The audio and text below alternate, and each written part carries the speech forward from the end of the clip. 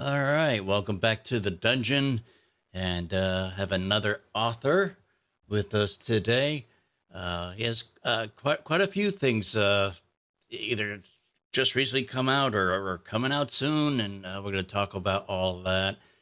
We are here with Michael Tichy. Michael, how you doing today? Very, very well. How are you?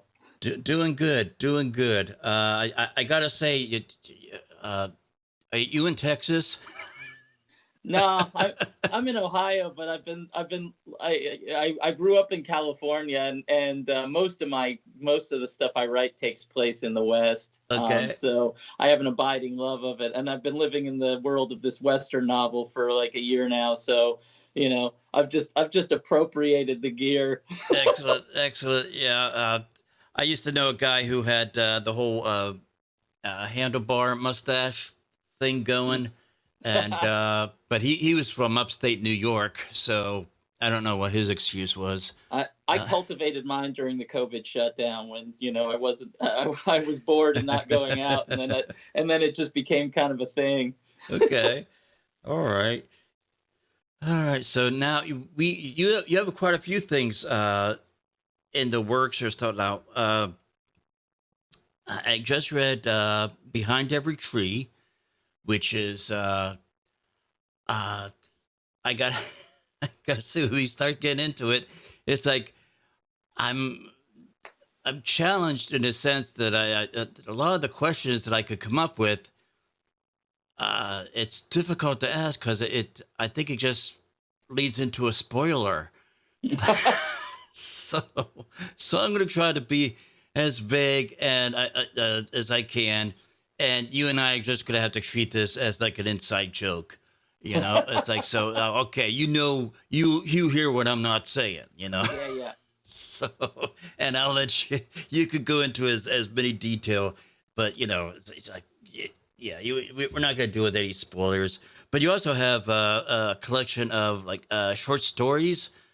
That's that's now is it out yet, or is it still in the last stages of working? Uh, it's coming in June from Castaigne. They're the same publisher that put out my novella. And our fingers are crossed. I mean, we're working on a very tight timeline, but trying to get it out in time that I'll have it to take to Stoker Con, so I can get Okay. it out to people there. But it's gonna, the fates are gonna have to align in our favor to make that happen for certain. Because we just went to the printers this week, so it's just a question of how quickly they can get it done. So Hmm. we'll fingers crossed, but it'll be out sometime in June. So if it's not out in early June for Stoker, it'll definitely be out by the end of June. Okay. All right, but it's just in a stance right now where it's kind of out of your hands and just waiting for somebody to Yeah, serve the ball back to you on your side of the court. yeah, it's kind of a product of accident. I was deep in the edits to the novel, and talking to a kind of friend, sort of mentor of mine, Joe Koch, and he was offering me some advice in terms of I didn't feel ready to launch into the next project yet, but I couldn't just keep nonstop revising and revising on the novel. So he said, well, even if you don't do anything with it, just play around, write some stories about characters from the novel or whatever, just to kind of keep your head in it. So it doesn't matter if that doesn't go anywhere. It's just kind of to give you something to do, because I'm kind of losing my mind if I'm not doing at least a little bit of writing.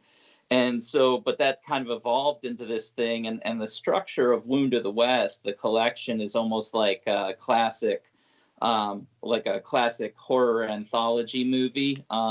So there's Okay. four main stories, and they all revolve around characters from the novel, and a lot of it is kind of background stories of three out of four of them are kind of their first encounter with something supernatural. But the framing device is these letters that this guy is writing home to his fiance in England, that he's exploring the West. And so it's there, between each story there's one of these letters home from this guy, as we're watching his kind of gradual breakdown.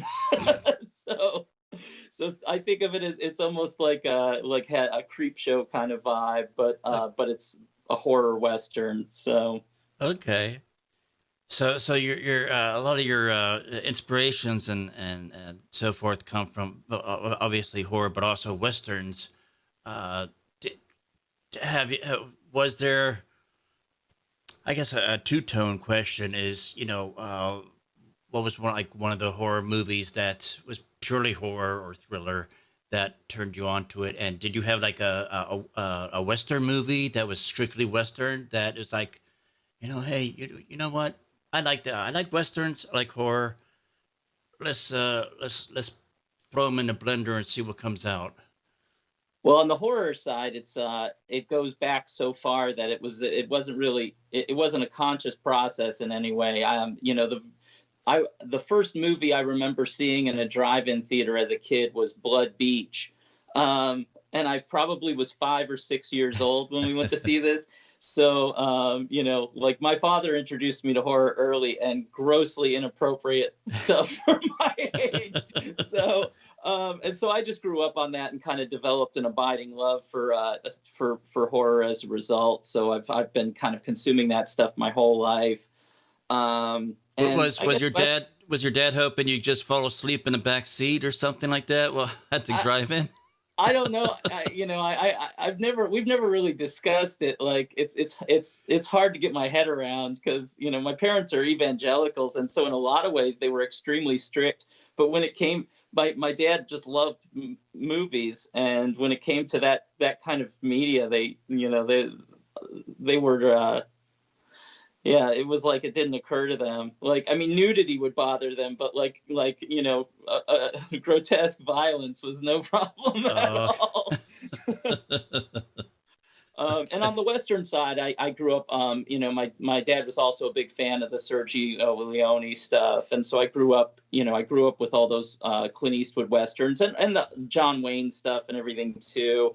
And that kind of stuck with me as well. I mean, I've definitely broadened, my westerns since then. But I mean, I would say Unforgiven is still one of my favorites. uh, So and I never really intentionally set out to kind of combine the two. I know the horror western thing has kind of taken off, like the kind of the splatter western that we're seeing a lot of lately. I would say that my stuff is definitely not that. Like I definitely, I would say I feel like the spiritual center of the Western stuff I'm writing is very much Western, as opposed to like I think of the splatter Western as it's a horror story that's kind of dipping its toes in the sandbox of the Western.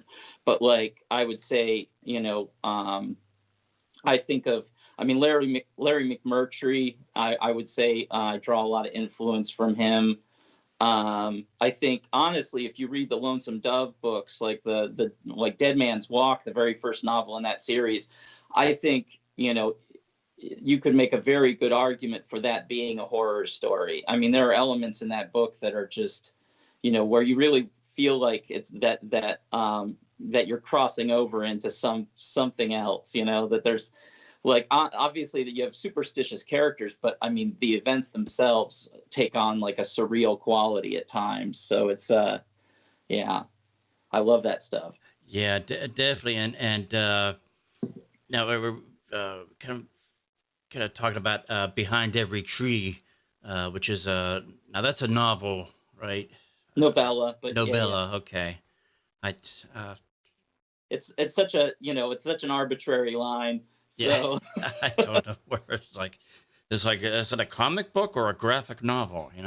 Just I don't know. I just read the words. Yeah, yeah, but that one there, it's uh, I can see that. Now, one question I was thinking of when I read that was, and it's not you don't explicitly source it to Native American, but how much is the Native American? I don't know. lore, superstition, I'm not sure what to call it, influence kind of bleed over into uh, the American Western uh, lifestyle that at time that the stories were taking place. Yeah, and that's a tough one. I mean, I don't feel like I have the knowledge or the expertise. I think it's there's definitely this sense of there's a sense of animism and like kind of a spirit of place and of things that finds its way into a lot of what I write. And obviously there's parallels between that and Native American spirituality, but also of like Eastern spiritual beliefs. But I would say that's kind of more of like a personal philosophical thing that comes with me than it is like the knowledge of any particular practice or anything like that. Um, so yeah, I mean, there's those parallels, but I'm not sourcing anything specific. I mean, Okay. I think there's kind of a meta narrative that stretches across that you could make the argument that like most of the stuff that's published or being published, the longer form stuff that I've done, could exist in the same universe. This idea that there's these ancient things that have been here since before we were, and are they gods? Like what they're there's something Yeah. something of a spiritual nature, and they have like they influence us, their paths cross over with ours, but they're kind of have their own motivations and their own like that are beyond our understanding for the most part. So I mean, behind every tree, beneath every rock, like I think there's kind of like grief plays a central role in that story, and the feeling of being vulnerable in a negative way, not like the when we say being vulnerable with someone, but the vulnerability of feeling that you're at the mercy of someone. And this thing of the land finding that relatable element in this person who's utterly broken, and just the the explosive nature of that union. But yeah. Yeah, because I almost got a sense of, and again, it's like this behind every tree is to me is like one of these books that it could be. Uh, it's very descriptive. I mean, you're describing, and because again, the reader is coming up with all these things in their head based on the words that you're using, but you give the reader a lot of ammo to be able to come up with those images in their head as they're reading about what's going on, what does somebody look like, what processes are going on, stuff like that. Just even just uh, the the landscape, Mm. the physical landscape of our I guess our main character Alex, where he goes and in a sense he goes back home, Mm. right? He's But trying to he's anyway. he's trying to, but in the and I think we were talking a little bit before pre-recording. It's like it's like, all right, we don't want to give away any spoilers, but God, every freaking question I could think of just leads down that path. So if we if for those of you watching at home, if we talk kind of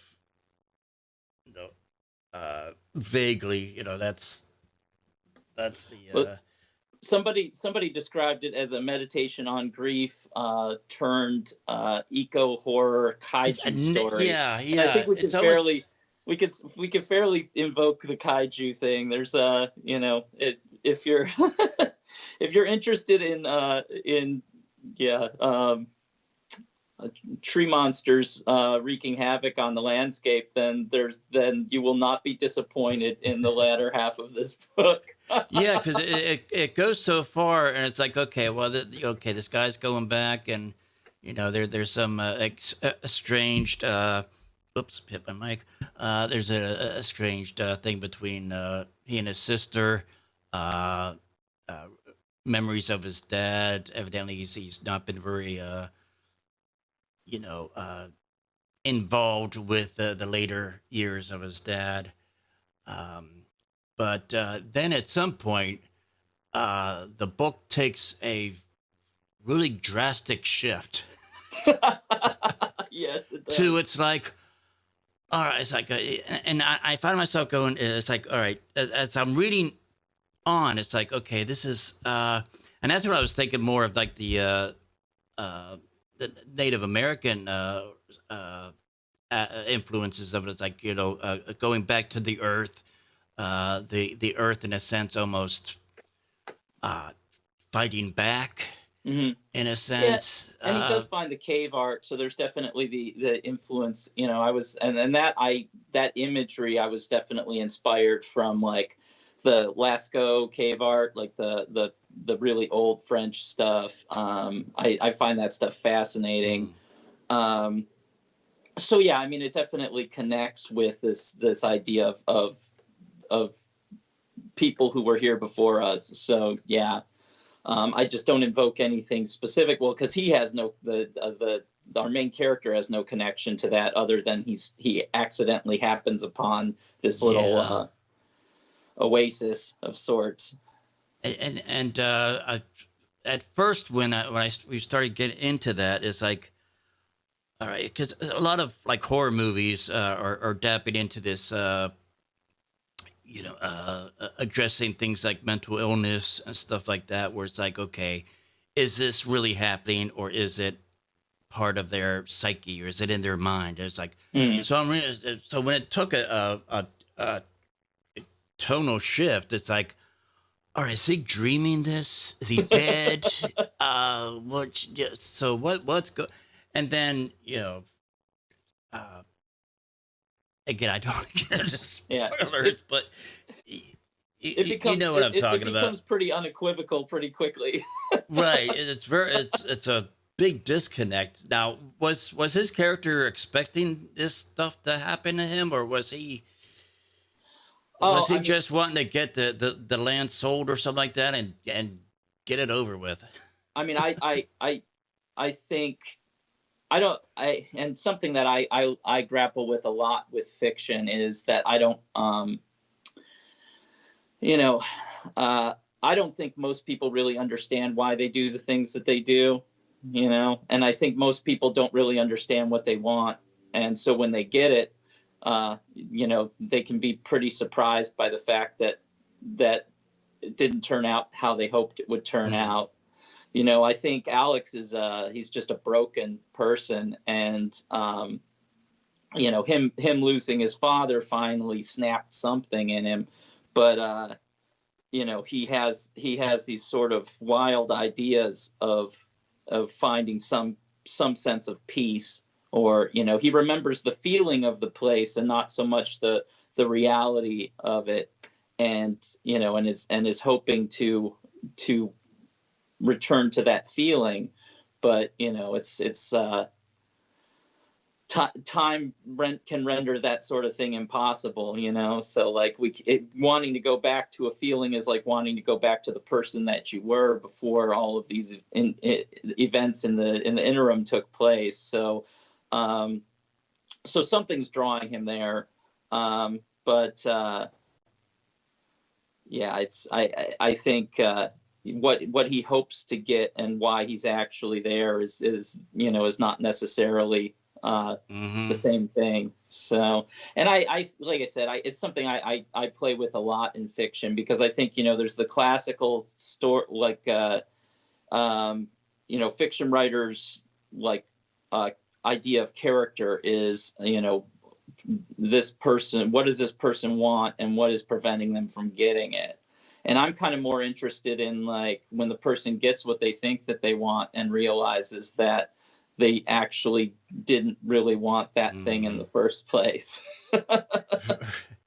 And I got the sense that you talk about that feeling. That's a good word for it. Without you know giving the book away for free, but I got the sense that feeling was, in a sense, always it was always just waiting for him to come back. It was Hmm. like, and once he did come back home, uh, that it was that feeling was that yeah, that feeling was just beckoning for him to okay, I'm here, and I've been waiting for you, almost like the prodigal son. Uh, but again, like you said, it's like he thought it was one thing,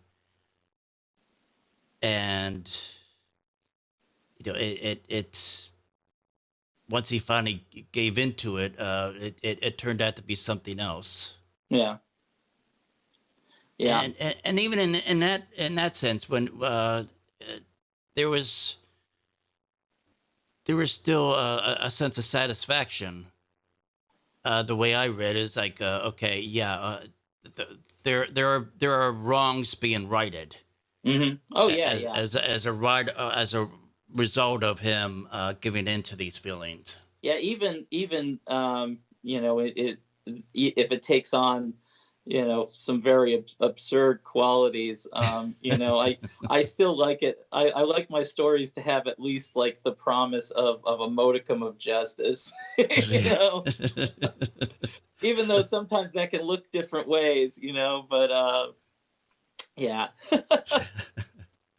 So now the wound of the West. You said that those are now are those like short uh like an anthology of different characters? Are those are now for those of you listeners? Like I just read the Behind Every Tree. I didn't even look at the anthology thing that you talked about earlier.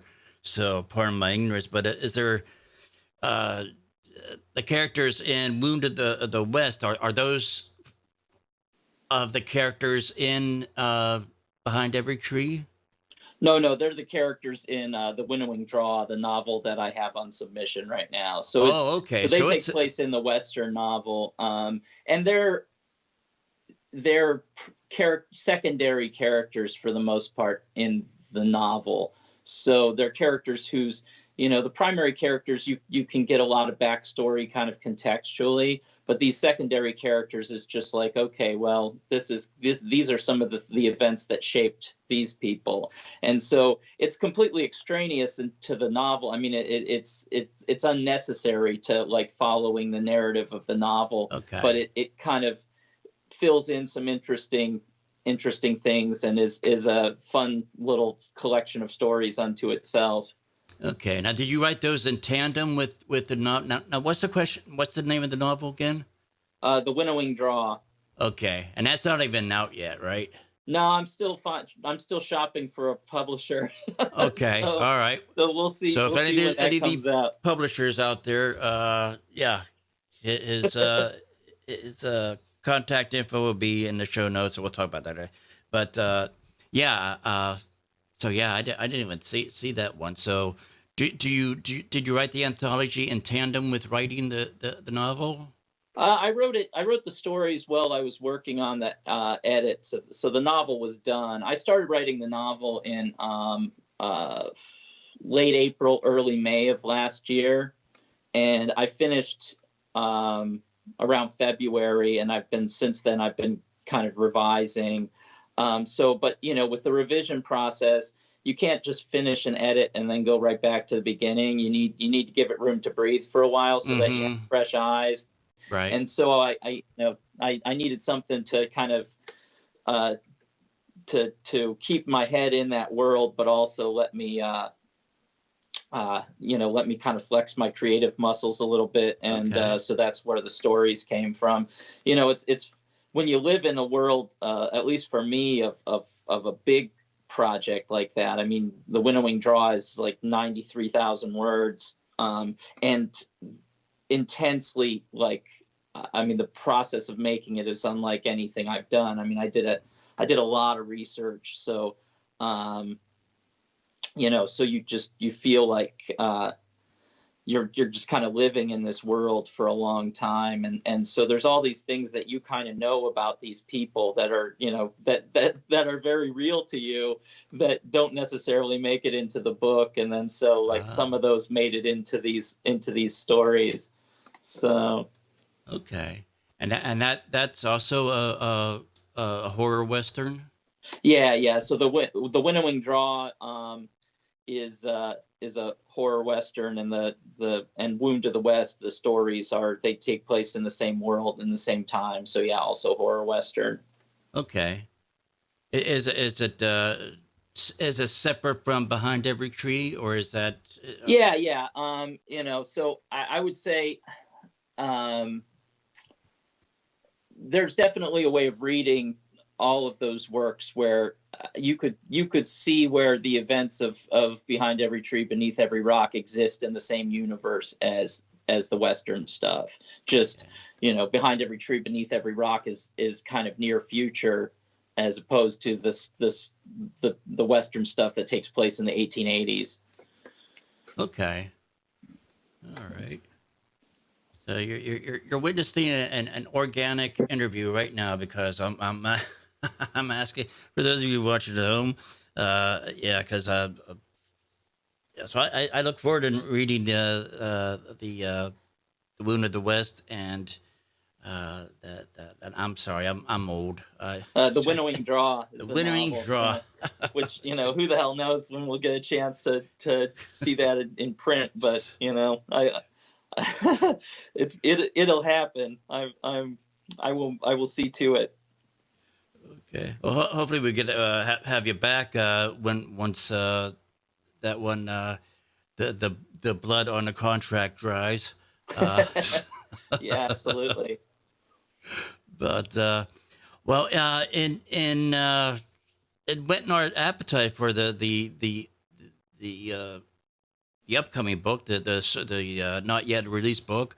Do you have something that you could read, or a passage Yeah, or something like absolutely. that? Give us a little taste of what's going on, or a cliffhanger. So yeah, I'll just read like the first page of the first story, because I think gives you a good sense of kind of the tone and what we're dealing with. So, the first story in Wound to the West is called "In the Desert, Buried Where We Left It," and so I'll just read the first page. All right. God's greatest miracles have their beginnings in disfigurement.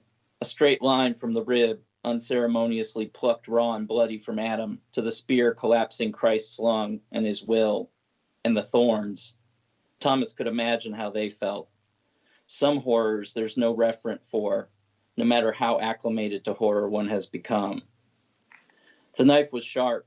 Maybe that was its sole purpose. If there's a task to have a dedicated tool for, scalping must be high on the list. He barely felt the cut. They had softened him up a bit by then, and he was everywhere bruised pulp, so the pain was diffuse in a sort of anonymous way. When the man began pulling, well, that were a different matter entirely.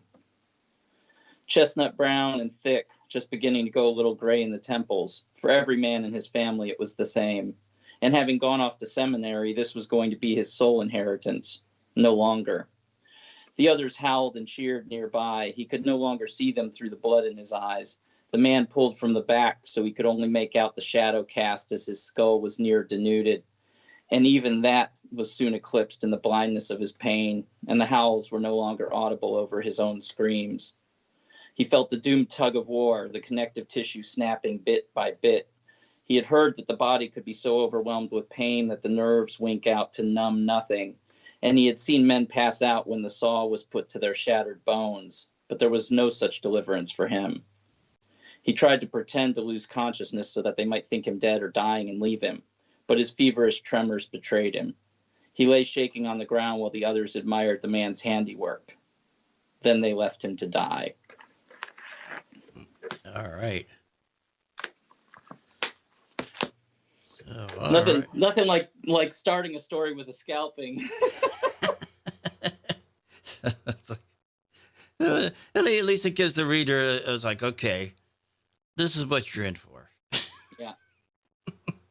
So, but all right. So yeah, I look forward to those once they come out, and for those of you who, while you're waiting for those, I suggest to pick up Behind Every Tree. It was Behind Every Tree, under every rock, right? Beneath Every Rock. Beneath Yeah. Every Rock.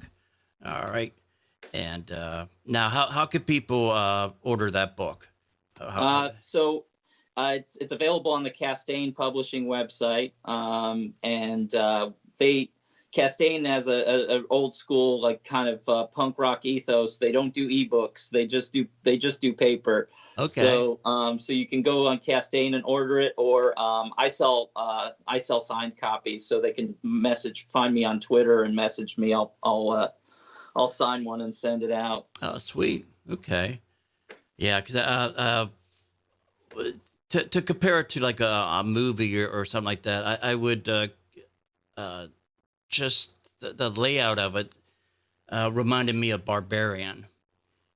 Because in Barbarian, when they did the trailers for Barbarian, they only showed the scenes from the first half of the movie. Oh, They didn't give you any. That's funny. They didn't give you any sense there's like a second tier story going on there. So it's like, yeah, when I watched Barbarian, it's like, as soon as it got to that Justin Long scenario, it's like, is this the same movie? Yeah, I love those kinds of turns. I So think, I think of Cormac McCarthy's Child of God. There's a scene in that book where when I was first reading it, I had to like stop and go back like 5 pages because I was like, what the hell just happened? Yeah, did 2 pages stick together? Did I miss something? But your book is very similar to that. It's like, okay, all right, we're learning about Alex. He's going back home. His dad is very sick, near death. There's some shit going between history between him and his sister, and blah blah blah, and then something happens, and then it's like, yeah. What, yeah, huh? I mean, there's what? the sense of dread is there. I feel like from the beginning, but it doesn't find form until that hard turn, and it's so it's kind of a quiet kind of story up to that point, and if you didn't know better, you could think it might just continue being quiet, but it becomes very, very loud. Right. It's like one of these one of these slow burns. Is like, okay, it's gonna take a while to get through this, to get to to the good stuff, but the good stuff happens rather abruptly and sooner than I thought. Yeah. If that makes sense. So again, it was like, it was so hard to come up with questions for this because, like, okay, like it was like every question I could think of, it's like, God, we may as well just read the book over the the interview out loud, because it's like, well, we're gonna just give everything away to everybody. So, but I hope I was as vague as I can be during this interview. We're tantalizing. So we're tantalizing. Yeah. Like, now I've got to see this thing. I've got to see what it is they can't talk about. Yeah. This isn't a trailer. This is a teaser. That's like this. All right. And that's right. A lot of movies and stuff. When they put a trailer out, it's like, now I don't have to go see the movie. It's like you put the whole and like it. That's what the movie Ma. Before I saw that, I was like, God, you gave away the ending in the frickin' poster. Yeah, I've reached the point where if I'm watching a trailer and I've decided I definitely want to see the movie, I stop the trailer right then. Yeah. Like, so, and for something I know I'm going to want to see, oftentimes I won't watch trailers at all because it's you never know like what they're going to throw in there now. It's pretty wild. You know, you look Yeah. at trailers from like older movies and Yeah. they were really like, you know, they really knew how to play with people, you know, and like tantalize. And yeah, now it's just like, no, let's just give them the kitchen sink. Like let's just give them the executive summary of the movie. Yeah. Yeah. I mean, that's like I said, but the trailer to Barbarian did it well because they only gave you half the story. Yeah. Uh, back in the day when the Star Wars movies was in the theater, and I'm talking to like the original 70s and 80s. Hmm. What do you call them? Classics now. Yeah. God, I'm Yeah. so old. I mean, when I remember when some of those trailers came out, it's like all you had to do was give the Darth Vader breathing, and that was Hmm. enough. Well, it's wild thinking about growing up in that time because before the internet you had these big twists in movies, like in Empire Strikes Back, that you could manage to not know, like Yeah, immediately. Whereas now it's we had just, to wait 3 years to yeah, find out the answer. yeah. Where yeah, now it's just if a movie just came out and you want to see it, if you want to go in blind, you better just like lock yourself, in a cage for the Just next week or however long it's going to take you to go see it. Oh, wow. So yeah, we talked about how they could order the book. Now, if people want to follow what you're doing, where can they find you? Have Twitter or a website Yeah, or Facebook? for writing stuff, Twitter is probably the best, and it's my name, Michael Tichy, NP, and it's a Nancy P as in Paul because I'm a nurse practitioner, and there was already a Michael Tichy without letters after their name, Ah, so so that's my Twitter handle, Michael Tichy, NP. And yeah, that's where I do a lot of my writing stuff. I'm on Instagram, but it's mostly going to be pictures of my dog, okay. and just occasional weird random stuff. And then I do have a WordPress page, but I you're not going to find a lot on there. I really need to do a website at some point, and it's just it's on the laundry list of things that I should do and have not yet done. So, but Yeah. Twitter is the place. Like where any posts about anything that I've got coming up or coming out is going to be there. Okay. Excellent. And we will definitely put links to those things in the show notes.